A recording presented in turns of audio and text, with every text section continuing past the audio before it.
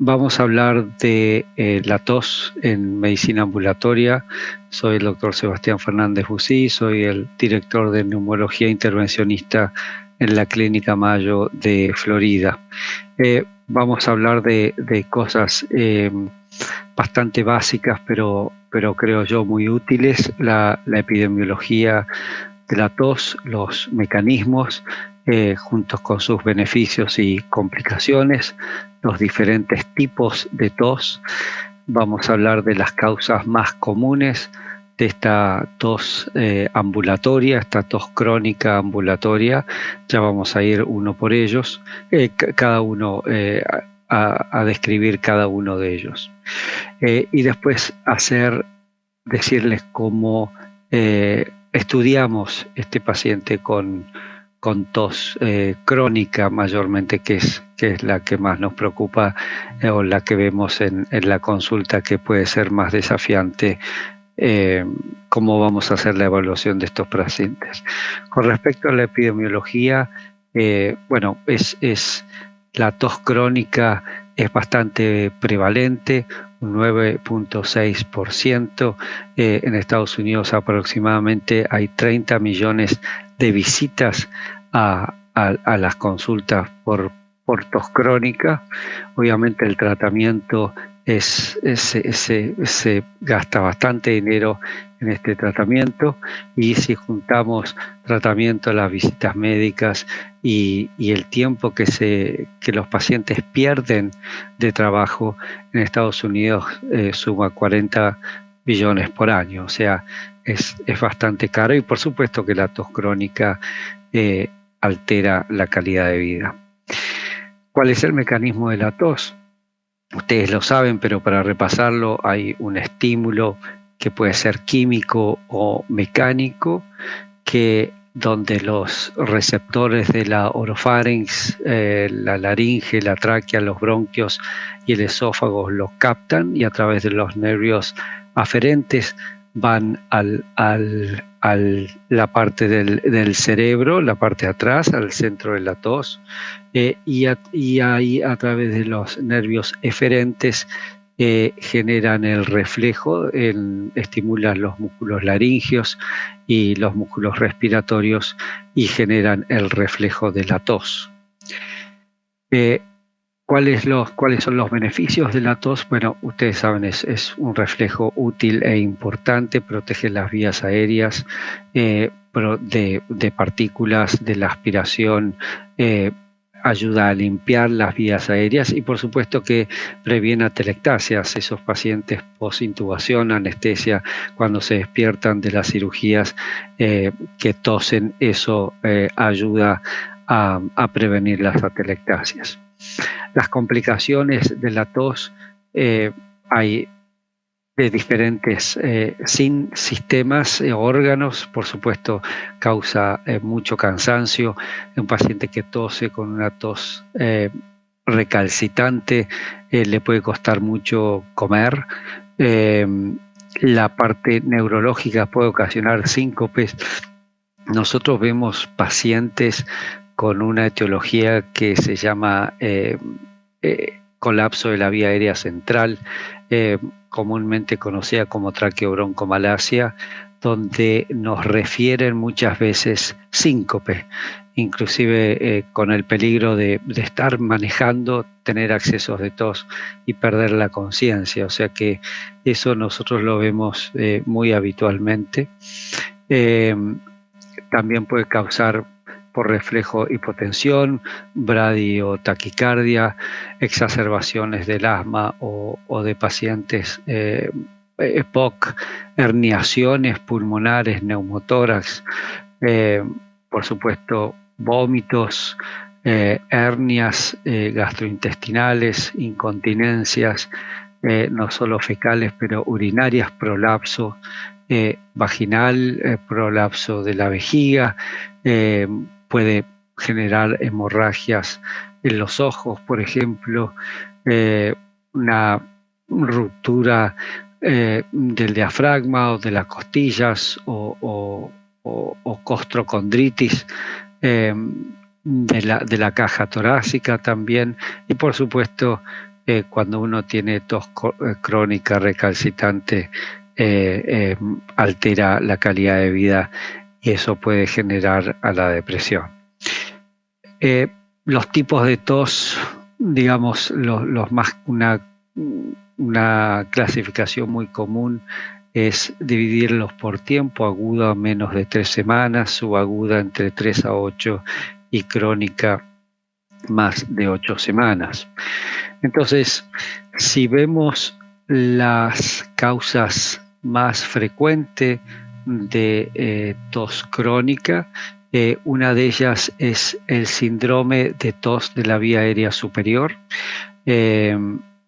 Luego vamos a hablar de cada una de ellas, pero para repasar las causas, tener en cuenta asma, el reflujo gastroesofágico, la bronquitis eosinofílica también. Eso es algo que no pensamos habitualmente, sino que tratamos de decir, bueno, este paciente tendrá una bronquitis aguda, tendrá una bronquitis crónica, es esto asma, cuando hablamos de la vía aérea pequeña, ¿no es cierto? Pero recordar que existe una etiología que es la bronquitis eosinofílica, que no tiene hiperreactividad bronquial, pero que ocasiona tos crónica. Ya vamos a hablar de eso. La bronquitis crónica, por supuesto, las bronquiectasias, el cáncer broncogénico también puede generar tos crónica.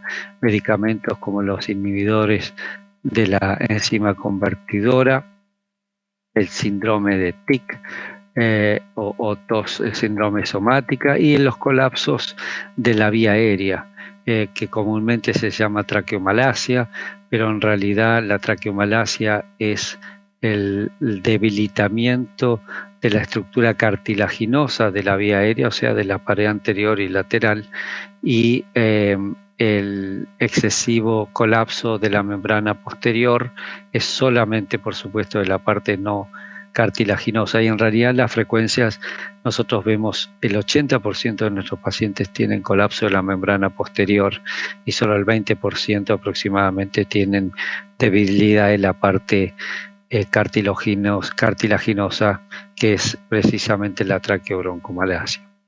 Entonces, para hablar muy brevemente de cada uno de ellos, el síndrome de tos de la vía aérea superior es la causa más frecuente de tos crónica en adultos inmunocompetentes. Se genera por irritación de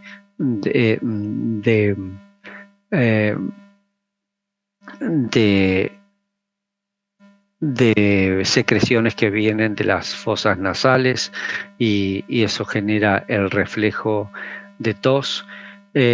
Podemos ver en la mucosa nasal como un empedrado y como también secreciones, y generalmente el tratamiento es cuando tratamos la parte sinusoidal, sinusoidal, el diagnóstico, digamos, es al tratar la parte sinusoidal, los síntomas de la tos desaparecen. Entonces, efectivamente, esta fue la causa de tos. Si pasamos a asma, bueno, saber que en algún grupo de los pacientes asmáticos la tos puede ser el síntoma principal, y para saberlo es con broncodilatadores, digamos, de acción corta, la tos resuelve.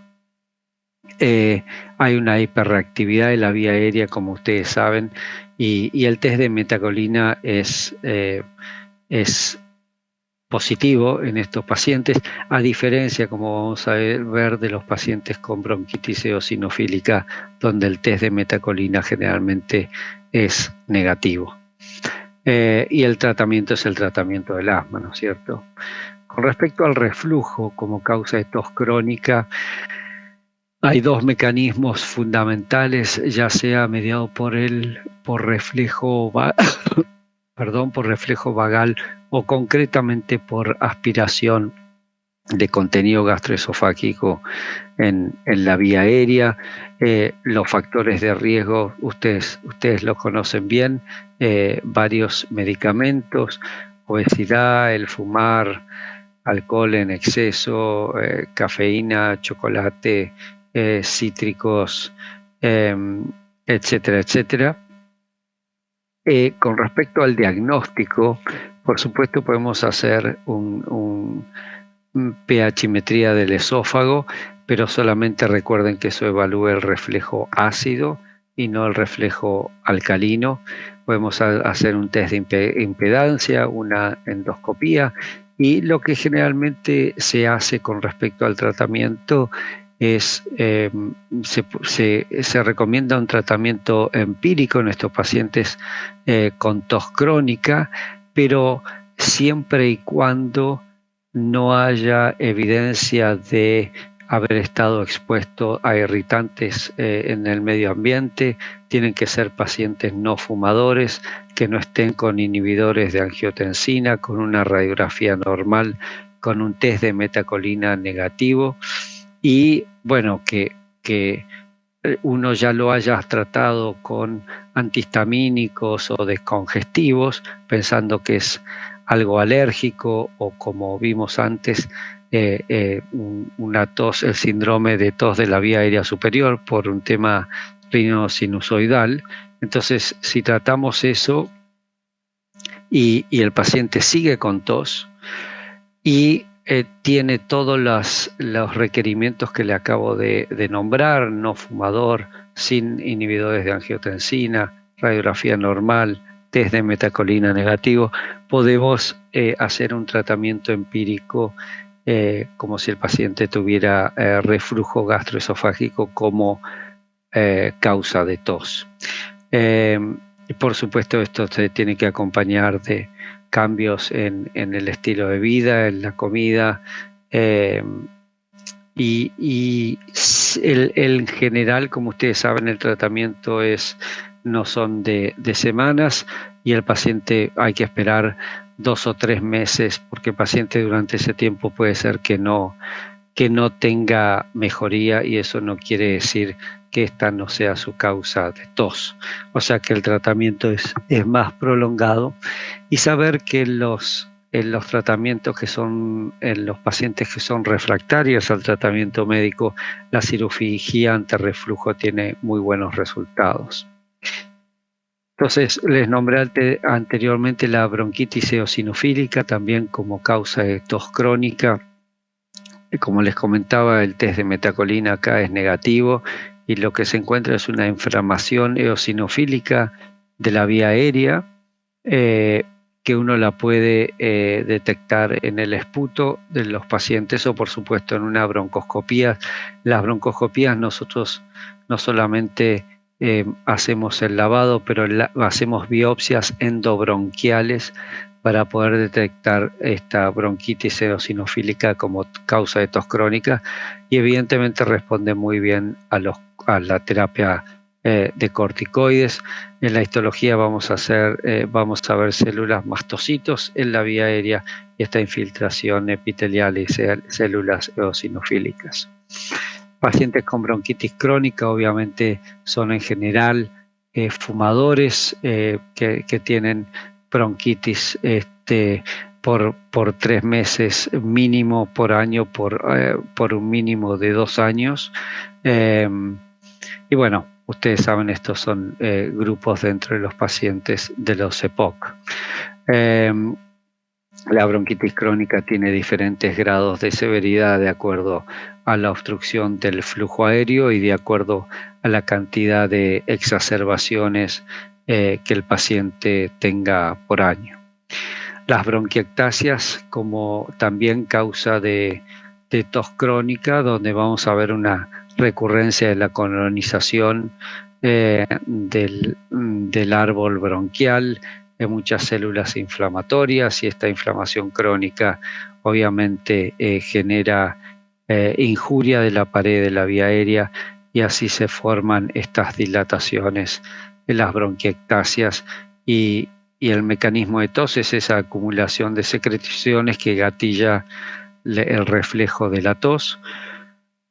Y el tratamiento acá obviamente es mantener la vía aérea limpia, con fisioterapia, con rotación de antibióticos sistémicos y con nebulizaciones periódicas. El diagnóstico obviamente es con radiografía y se completa mejor con tomografía. Las colonizaciones, hay diferentes bacterias y también muchas veces encontramos micobacterias atípicas, entonces ahí está ahí está la decisión de si tratar o no tratar la micobacteria atípica. Como ustedes saben, el tratamiento es una combinación de antibióticos por tiempo prolongado, hasta 12 meses, y con resultados dudosos. Así que siempre es un desafío. El carcinoma broncogénico, por supuesto que puede causar tos. En el 65% de los pacientes se presenta con tos al tiempo del diagnóstico, que se hace con radiografía, escáner o broncoscopía también, y el tratamiento es el que necesita el paciente de acuerdo al estadiaje. Los medicamentos, los inhibidores de la angiotensina, típicamente presentan una tos no productiva, irritante, y que puede presentarse entre horas y meses después de haber iniciado la terapia. Causa aproximadamente un 3%, esto es 3% de las causas de tos crónica, y recuerden que no es que hay que bajar o subir, no se trata de, por ejemplo, bajar la medicación y con eso se va a solucionar la tos, sino que es un efecto de clase. Entonces hay que cambiar completamente de clase de droga antihipertensiva si se presenta esto. Esta es otra causa de tos crónica que en general no pensamos en ello, que se las vengo nombrando, que es el colapso central de la vía aérea, fundamentalmente de la tráquea y de ambos bronquios principales. Estos pacientes en general se confunden muchas veces con pacientes asmáticos. Entonces uno piensa que tiene el paciente tiene asma y por eso tiene tos, y lo va tratando con diferentes inhaladores. Inclusive hay veces que se tratan con corticoides en forma sistémica, y el paciente no termina de mejorar. Muchas veces ese paciente que se confunde con asma dice que el inhalador de rescate, el salbutamol, albuterol, etcétera, en realidad no lo alivia. Entonces hay esta etiología, que es el colapso de la vía aérea central, que está subdiagnosticada, que si bien ha sido asociada con asma, EPOC, también ha sido asociada con enfermedades autoinmunes o con reflujo gastroesofágico crónico, que causa irritación crónica de la vía aérea central. Entonces con eso causa debilidad de las paredes de la vía aérea. Entonces la vía aérea está muy flexible, muy débil, y estos pacientes, la vía aérea se colapsa en expiración. Entonces tosen y tosen y tosen, y no pueden botar, sacar las secreciones se acumulan, se hacen más espesas, hay infecciones recurrentes, más tos, síncope, como les nombré, etcétera. Entonces esta es una entidad que hay que tenerla presente, y ahora después vamos a ver en el flujo de diagnóstico de tos crónica cómo hacemos para tratar de identificar esta identidad. Como les decía, la traqueobroncomalacia es la debilidad de los cartílagos, o el excesivo colapso de la membrana posterior es solo de la membrana posterior de la vía aérea.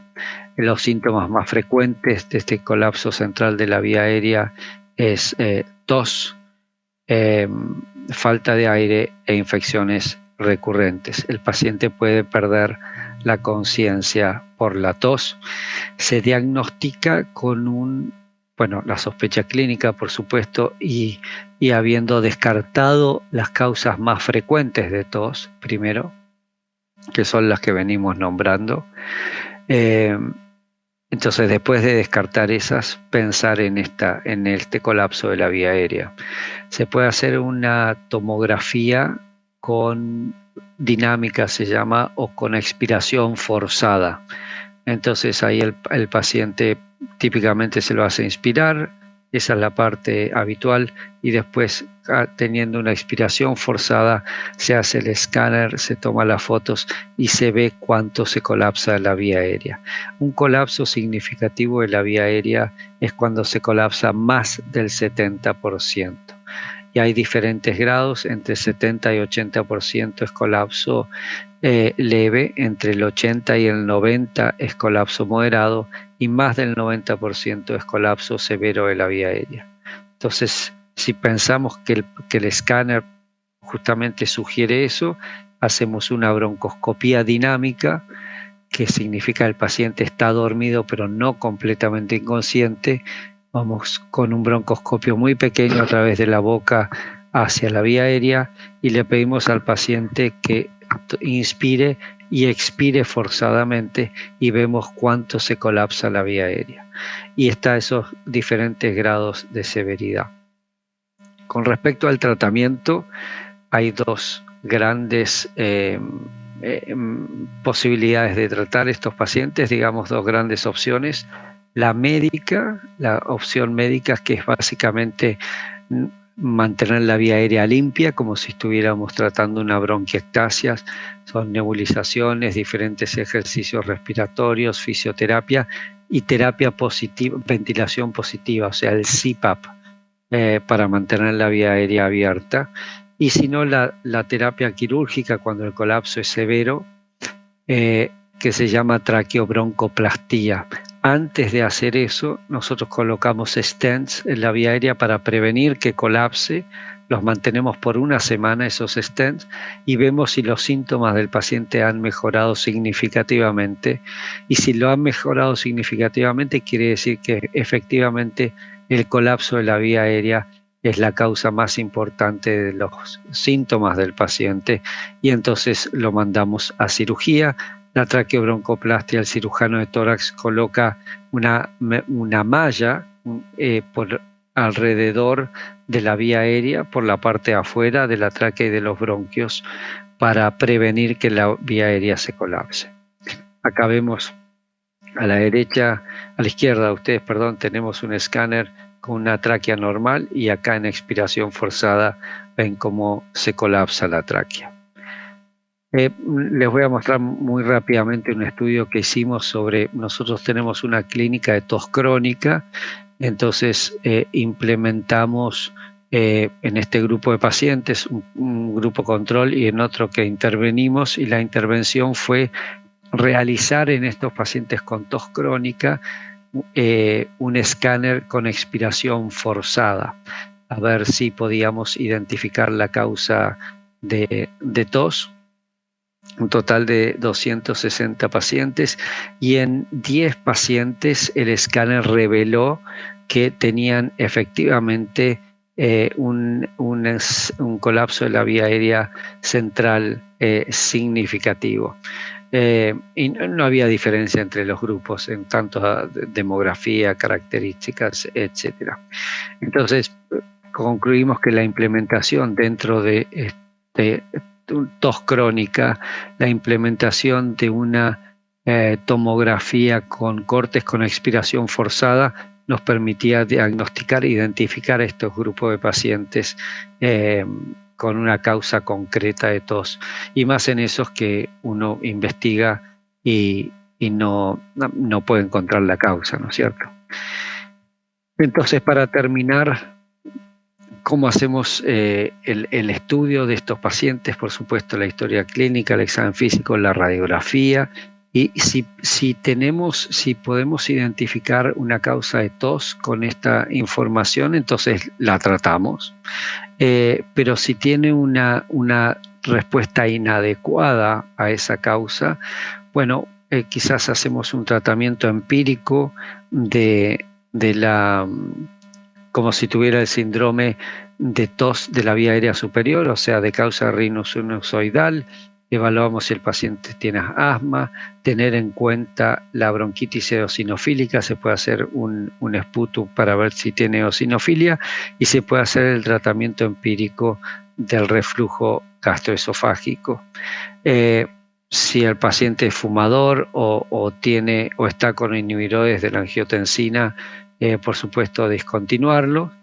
Y si sigue con tos, evaluar todo esto, ¿no es cierto? Ahora, cuando identificamos a una de estas causas o creemos que tiene una de esas causas, nosotros tenemos que optimizar el tratamiento de esa causa puntual. Es muy importante optimizarlo, pero si todavía no tiene una adecuada respuesta, o sea, si continúa con tos, entonces, bueno, quizás sí que hay que evaluar objetivamente así, si el paciente tiene reflujo, si el paciente tiene un tema rinosinusoidal, si tiene colapso de la vía aérea, etcétera. O sea, ir a la evaluación más profunda.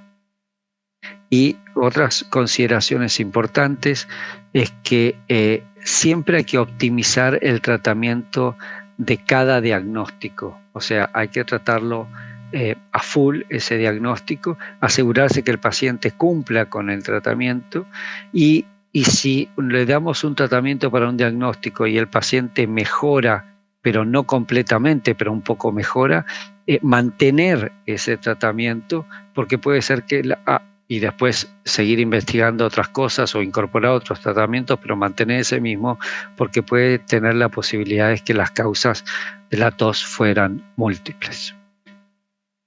Bueno, nada más, le agradezco mucho nuevamente la invitación. Gracias.